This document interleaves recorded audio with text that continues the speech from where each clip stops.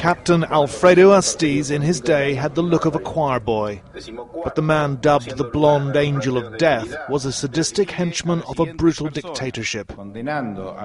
He sat with 11 other ex-Death Squad killers on trial on charges of murder and torture for 22 months. 80 survivors gave evidence. The Angel of Death scoffed as the judges passed sentence. In the cold in the Plaza de Mayo, where the mothers of Argentina's 30,000 disappeared once gathered to demand answers from the junta over the fate of their missing children, hundreds gathered again to hear a long overdue judgment. Truth, justice. After 35 years, many were just overwhelmed.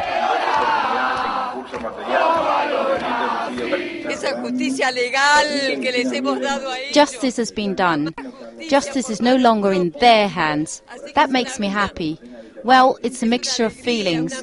We are talking about 35,000 disappeared people.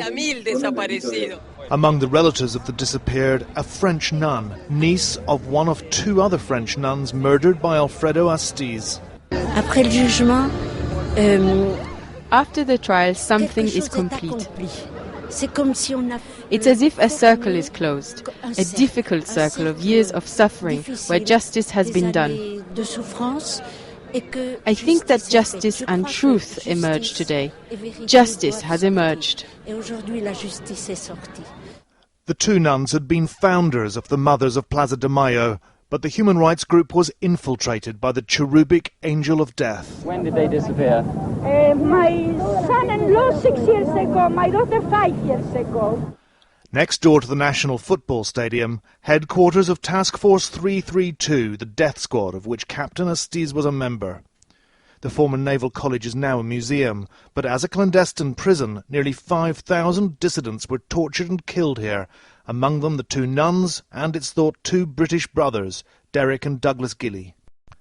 The blonde Angel of Death was twice acquitted on kidnap charges in the mid-80s, and then successfully fought extradition to France, but he was convicted there of killing the nuns in absentia and sentenced to life. 7 years ago, the remains of one of the nuns were discovered in an unmarked seaside grave. She was given a proper funeral. The death squads dumped their victims alive out of aircraft into the Atlantic Ocean. Justice would have eluded the relatives of the disappeared had not the late husband of Argentina's newly re-elected president pressed for past amnesties to be overturned.